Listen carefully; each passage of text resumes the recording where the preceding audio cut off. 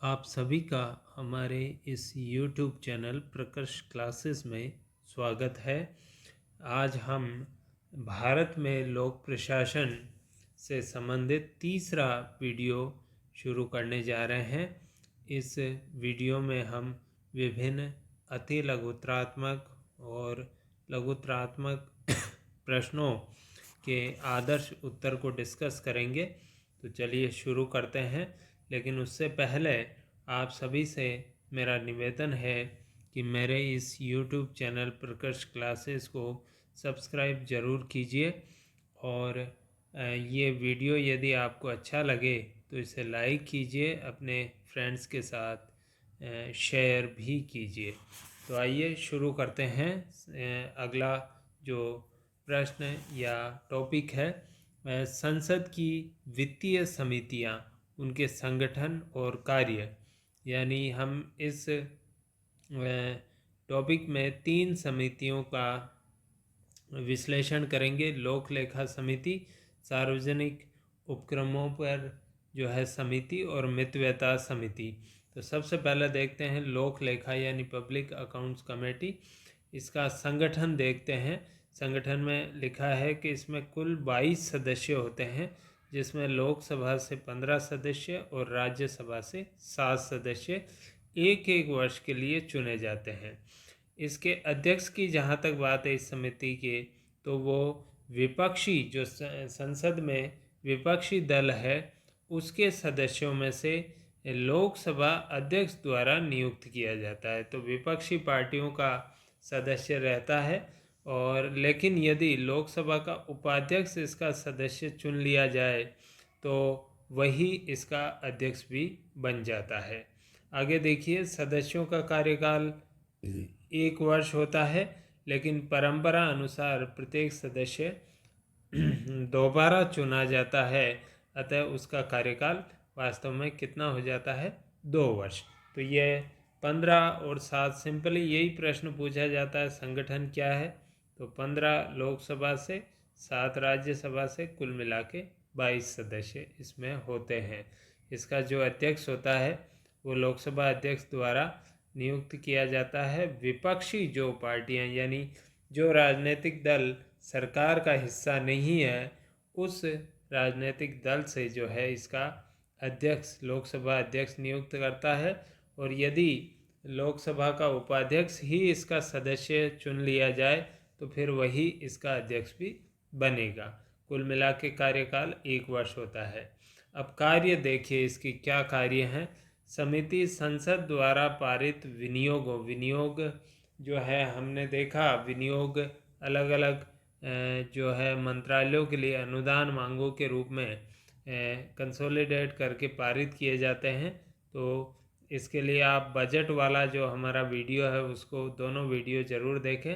तो संसद द्वारा पारित विनियोगों के अनुसार व्यय करने की प्रक्रिया की जांच करने और अनियमितताओं पर नियंत्रण का कार्य करती है। इसके लिए ये सीएजी जो नियंत्रक और महालेखा परीक्षक है, भारत सरकार के लेखों का अंकेक्षण करता है। इसके बारे में हम अलग से एक वीडियो बनाएंगे, उसमें और देखेंगे इसको। तो वो जो रिपोर्ट बनाता है उस रिपोर्ट को आधार बनाकर ये मंत्रालयों और विभागों के लेखों यानी अकाउंट्स की जांच करती है और देखती है कि खर्च जो किया है मंत्रालयों विभागों ने संसद द्वारा स्वीकृत सीमा में किया है। पहले चीज़ के संसद ने मान लीजिए किसी मंत्रालय या विभाग के लिए 100 करोड़ अलॉट किए हैं, तो उस 100 करोड़ के अंदर ही खर्च किया है, यानी 101 करोड़ 102 करोड़ तो खर्च नहीं कर दिया है। दूसरी चीज़ है उसी उद्देश्य पर खर्च किया है जिस उद्देश्य के लिए संसद ने स्वीकृत किया है। और तीसरा है कि खर्च करने से पहले जो सक्षम प्राधिकारी है, सक्षम अधिकारी है, उससे इसको स्वीकृत या प्राधिकृत करवा लिया गया है। तो इस प्रकार से खर्च का उद्देश्य, राशि की खर्च की गई सीमा और उसकी प्राधिकारिता के ऊपर ये समिति जो है जांच करती है। तो इस प्रकार से एक महत्वपूर्ण समिति ये बन जाती है। अगली हम समिति लेते हैं अनुमान या प्राक्कलन समिति, इसको मितव्ययता समिति भी कहते हैं। ये इसका संगठन देखिए पहले। इसमें लोकसभा के 30 सदस्य होते हैं। बहुत ही सिंपल संगठन है, यानी इसमें राज्यसभा और लोकसभा दोनों से सदस्य न होकर केवल लोकसभा से 30 सदस्य होते हैं। इसके बाद देखिए इसमें लिखा है कि इसका अध्यक्ष सत्तारूढ़ दल का, यानी जो सरकार है जिस पार्टी की, उसी का जो है अध्यक्ष इसमें होता है। उसके बाद है शेष सभी प्रावधान उपर्युक्त समिति जैसे ही है, यानी वही 1 साल के लिए चुने जाते हैं और फिर 1 साल के लिए और चुन लिए जाते हैं। इस प्रकार 2 साल ये हो जाती है। आगे लिखा है कार्य क्या है इसके, जो देखिए सरकारी व्यय यानी बजट के जो अनुमान, हम बजट वाले वीडियो को ज़रूर देखें, उसमें बताया गया है कि प्रत्येक मंत्रालय और विभाग जो द्वारा जो राशि खर्च की जाएगी उसको जो है बजट अनुमान कहते हैं। तो वो बजट अनुमान में मितव्ययता यानी खर्च कम से कम कैसे रखा जाए और कुशलता यानी कि जिस पर खर्च किया जाए वहाँ से अच्छे परिणाम प्राप्त हो, इसके लिए ये सुझाव देती है। इसके अलावा प्रशासनिक व संगठनात्मक सुधार के उपाय, यानी मंत्रालय जो हैं या विभाग जो हैं उनमें उनका जो प्रशासन और उनका जो संगठन है, ऑर्गेनाइजेशन एंड एडमिनिस्ट्रेशन, उसमें कैसे सुधार किया जा सकता है, इससे संबंधित सुझाव देती है। वैकल्पिक नीतियां बताना, यानी जो नीति अभी सरकार ने लागू कर रखी है, यदि कोई ऐसी पॉलिसी है जो उससे बढ़िया परिणाम दे सकती है तो वो भी ये सुझाती है। और बजट अनुमान जो प्रस्तुत किए जाते हैं, यानी हर विभाग मंत्रालय के जो अनुदान मांगे हैं वो प्रस्तुत की जाती है, उनको और ज़्यादा बढ़िया तरीके से, बेहतर तरीके से कैसे प्रस्तुत किया जा सकता है। तो इस प्रकार से ये एक महत्वपूर्ण समिति है, इसको मितव्ययता समिति भी कहते हैं। अनुमान या प्राक्कलन समिति इसका प्रमुख नाम है। इसके बाद अगला देखिए तीसरा, लोक उपक्रमों पे। लोक उपक्रम आप जानते हैं सरकार के जो उपक्रम है, सरकार के जो अंडरटेकिंग्स है, जैसे LIC सरकार का एक उपक्रम है और FCI food corporation of India सरकार का उपक्रम है। ONGC जो है पेट्रोल उत्पादन से संबंधित एक उपक्रम है। तो इस प्रकार से भारत सरकार के बहुत से उपक्रम, कल कारखाने हैं, उन उपक्रमों के लेखों की ये जांच करती है। तो इसमें कुल मिला के 22 सदस्य होते हैं और लोकसभा से 15 और राज्यसभा से 7 सदस्य। तो बिल्कुल वही इसका भी तरीका है जैसा ऊपर लोक लेखा समिति का था, बिल्कुल उसी तरह का संगठन है। इसका अध्यक्ष लोकसभा सदस्यों में से, यानी जो 15 सदस्य हैं में से किसी एक को लोकसभा अध्यक्ष द्वारा नियुक्त किया जाता है। शेष सभी प्रावधान लोक लेखा समिति की तरह ही है।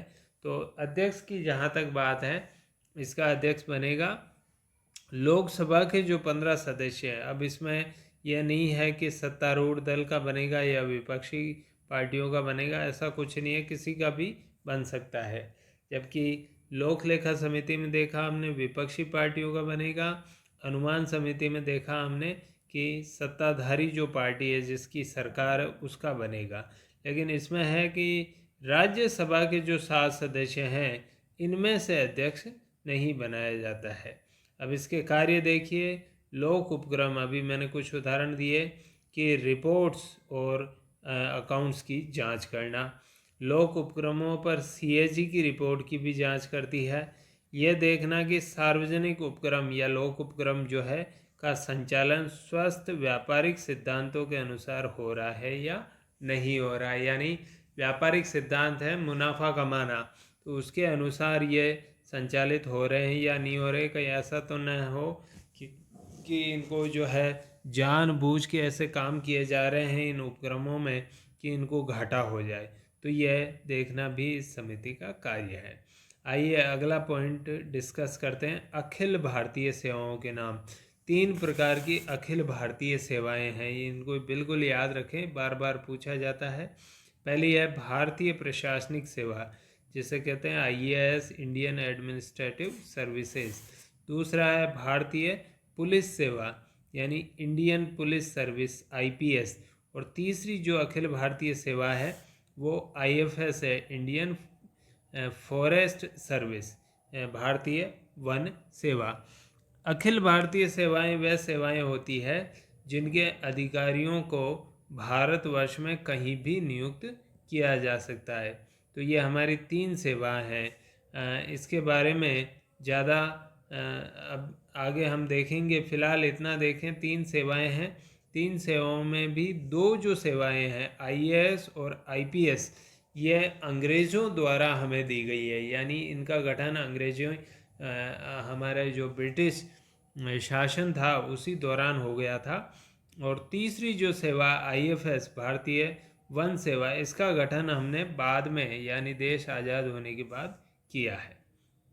अगला देखिए, यह कुछ पदों के अर्थ स्पष्ट कीजिए। ये बड़ा ही महत्वपूर्ण प्रश्न है। अनुच्छेद जो संविधान का अनुच्छेद 32 है, एक बार देखें आप इसको। अनुच्छेद 32 में हमें संवैधानिक उपचारों का अधिकार दिया गया है, यानी ये हमारा मूल अधिकार है। आखिरी जो मूल अधिकार है संवैधानिक उपचारों का अधिकार। इसका मतलब यह है कि यदि मान लीजिए मूल अधिकारों का किसी व्यक्ति का उल्लंघन होता है तो वह सर्वोच्च न्यायालय या उच्च न्यायालय में जा सकता है। जब वो व्यक्ति सर्वोच्च न्यायालय या उच्च न्यायालय में जाता है कि मेरे मूल अधिकारों का उल्लंघन हुआ है, तो फिर सर्वोच्च न्यायालय या उच्च न्यायालय कुछ रिट जारी करता है। तो हमने वही रिट इसमें ली है। 5 प्रकार की रिट, यानी ये 5 प्रकार के आदेश जारी कर सकता है सर्वोच्च न्यायालय या उच्च न्यायालय। उन 5 रिट को यहाँ समझना है, क्योंकि इनको अलग से पूछा जाता है। बिल्कुल सिंपल पूछ लिया जाता है कि बंदी प्रत्यक्षीकरण किसे कहते हैं या परमादेश किसे कहते हैं, तो हमको इसको समझ लेना है। तो पहला देखिए, बंदी प्रत्यक्षीकरण। बंदी यानी जिसको आपने कैद किया है, उस व्यक्ति को प्रत्यक्ष यानी आंखों के सामने प्रस्तुत कीजिए। तो बिल्कुल सिंपल है। शाब्दिक अर्थ है शरीर को प्रस्तुत किया जाए, यानी इसके द्वारा न्यायालय उस व्यक्ति के संबंध में जिसे दूसरे व्यक्ति या प्राधिकरण द्वारा हिरासत में लिया गया है। जैसे मान लीजिए पुलिस ने किसी व्यक्ति को बंदी बनाया है, तो उस व्यक्ति के संबंध में कहता है, ये आदेश देता है कि उसे न्यायालय में क्या किया जाए, प्रस्तुत किया जाए। क्यों किया जाए? ताकि आपने उसे हिरासत में लिया है, बंदी बनाया है, तो क्यों बनाया उसके कारणों पर विचार किया जा सके। तो बहुत ही सिंपल है, शरीर को प्रस्तुत करना, बंदी प्रत्यक्षीकरण। बंदी को न्यायालय के सामने प्रस्तुत कीजिए ताकि उसके बंदी बनाए जाने के कारणों पर विचार किया जा सके। दूसरा है परमादेश। परमादेश का शाब्दिक अर्थ होता है हमारा आदेश। तो क्या आदेश है? इसके माध्यम से न्यायालय सरकारी अधिकारियों और अधीनस्थ न्यायालय को यह आदेश देता है कि वह इसमें उल्लेखित ड्यूटी संपन्न करे जिसे करने में वे लोग विफल रहे हैं या उन्होंने इनकार कर दिया है। तो यदि कोई सार्वजनिक लोक सेवक या फिर कोई सबॉर्डिनेट न्यायालय अपने किसी कर्तव्य का पालन नहीं करता है और व्यक्ति जाता है कि मुझे मेरे लिए ये काम कीजिए, और वो इनकार कर देता है या कर नहीं पाता है कार्य, तो फिर वो व्यक्ति कोर्ट में जा सकता है, सर्वोच्च न्यायालय या उच्च न्यायालय में। उच्च न्यायालय या सर्वोच्च न्यायालय उस संस्था को या उस लोक सेवक को या उस कोर्ट को आदेश देता है कि यह कार्य करो। तो ये हो गया परमादेश। उसके बाद अगला देखिए, प्रतिषेध। प्रतिषेध का अर्थ है, नाम से ही स्पष्ट है, प्रोहिबिशन। प्रोहिबिशन का अर्थ है रोकना, यानी कोई व्यक्ति कोई कार्य कर रहा है तो उसको रोकने के लिए प्रतिषेध। लेकिन यह व्यक्ति के लिए नहीं है, न्यायालय के लिए है यह। तो इसमें क्या देखिए, इसके माध्यम से एक उच्च श्रेणी का न्यायालय एक निम्न श्रेणी के न्यायालय को अपने अधिकार क्षेत्र से बाहर जाने से रोकता है। यानी सिंपल है, कोई लोअर कोर्ट जो है, निचला जो अदालत है, वो कोई ऐसे मामले में सुनवाई कर रही है जो उसके अधिकार क्षेत्र में ही नहीं आता है, तो फिर उसको ये करने से रोक देता है। जैसे मान लीजिए 2 राज्यों के मध्य का झगड़ा है, तो राज्यों के मध्य के झगड़े को सुनने का अधिकार है सुप्रीम कोर्ट को, सर्वोच्च न्यायालय को। लेकिन कोई हाई कोर्ट उस पर सुनवाई करने लगता है तो फिर सुप्रीम कोर्ट उस हाई कोर्ट को ऐसा करने से रोक देता है। बिल्कुल इससे मिलता जुलता ही अगला है उत्प्रेषण। उत्प्रेषण में क्या है? प्रमाणित होना इसका शाब्दिक अर्थ है। इसके माध्यम से उच्चतर न्यायालय एक अधीनस्थ न्यायालय को यह आदेश देता है कि वह उसके पास लंबित पड़े किसी मामले के कागजात उच्चतर न्यायालय को सौंप दे ताकि उस मामले पर अधिक संतोषजनक ढंग से कार्रवाई की जा सके। तो सिंपल है बिल्कुल। इसमें भी जो है न्यायालय किसी मामले की सुनवाई कर रहा है, निम्न न्यायालय, तो उच्च न्यायालय जैसे मान लीजिए हाई कोर्ट किसी मामले की सुनवाई कर रहा है तो सुप्रीम कोर्ट उस हाई कोर्ट को कहता है कि आप सुनवाई मत कीजिए, जितने भी कागज़ हैं उससे संबंधित, उस मामले से संबंधित, वो हमें सौंप दीजिए, हम सुनवाई करेंगे इसकी। तो दोनों में क्या अंतर है? पहले में है कि काम करने से रोक ही देता है, बिल्कुल करना ही नहीं है, ये आपके अधिकार क्षेत्र में नहीं है। दूसरे में ऐसा नहीं है, दूसरे में कहता है कि आप ये जो है हमें सौंप दीजिए, हम करेंगे इसको। इस प्रकार से उत्प्रेषण हुआ। उसके बाद है अधिकार पृच्छा, आखिरी है। अधिकार पृच्छा का अर्थ है किस अधिकार से, ये पूछना कि आपका अधिकार क्या है। तो क्या है? इसके माध्यम से न्यायालय किसी सार्वजनिक पद पर किसी व्यक्ति के दावे की वैधानिकता की जांच करता है। यानी कोई व्यक्ति कहता है कि मैं फला पोस्ट है मेरी और मैं ये हूँ, तो वो देखता है कि वास्तव में उसका उस पद पर अधिकार है या नहीं है। यदि उसका दावा वैधानिक नहीं है तो उसे क्या करता है? वो पद से हटा सकता है। तो इस प्रकार से यह हुआ आपका अधिकार पृच्छा।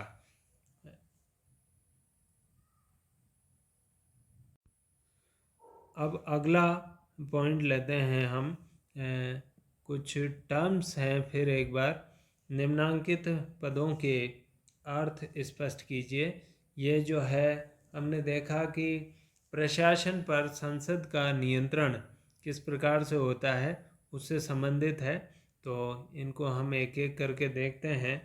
पहला है प्रश्नकाल। प्रश्नकाल क्या होता है कि संसद सत्र के दौरान प्रत्येक दिन का पहला घंटा, यानी संसद सत्र चल रहा है उस दिन हर दिन जो पहला घंटा होता है उसे प्रश्नकाल कहा जाता है। सिंपल सी बात है, 11 बजे सत्र स्टार्ट होता है तो 11 से 12 बजे तक का जो समय है उसको हम प्रश्नकाल कहते हैं। तो इस दौरान संसद सदस्य प्राय मंत्रियों से प्रश्न पूछते हैं, जिनके 3 प्रकार हैं। 3 प्रकार कौन से हैं? तारांकित, अतारांकित और अल्प सूचना वाले प्रश्न। आगे इन पे और डिस्कस करेंगे हम, फिलहाल आप इनका नाम याद रखें। इन प्रश्नों से सरकार की नीतियों और क्रियाकलापों की ओर जनता का ध्यान आकृष्ट होता है। तो प्रश्न पूछते हैं सदस्य सरकार से, मंत्रियों से, और 3 प्रकार के प्रश्न हैं, तारांकित, अतारांकित और अल्प सूचना। तो जो है जितने भी प्रश्न पूछे जाते हैं वो सरकार के कामकाज से संबंधित, उसकी नीतियों से संबंधित होते हैं।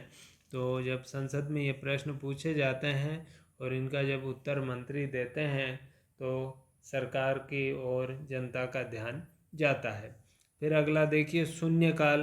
प्रश्नकाल की समाप्ति और संसद की नियमित तय कार्रवाई शुरू होने तक के बीच का समय, यानी ये ठीक 12 बजे से स्टार्ट होता है।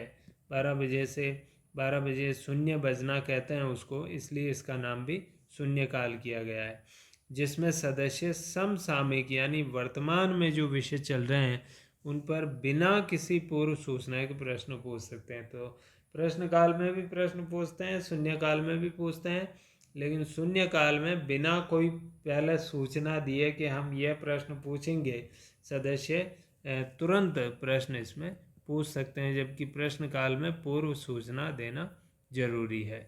इसके बाद देखिए स्थगन या काम रोको प्रस्ताव, यानी किसी अविलंबनीय जिस पर विलंब नहीं किया जा सके सार्वजनिक महत्व के मुद्दे पर सदन में बहस करने के लिए सदन की पहले से चल रही कार्रवाई को स्थगित करने का प्रस्ताव।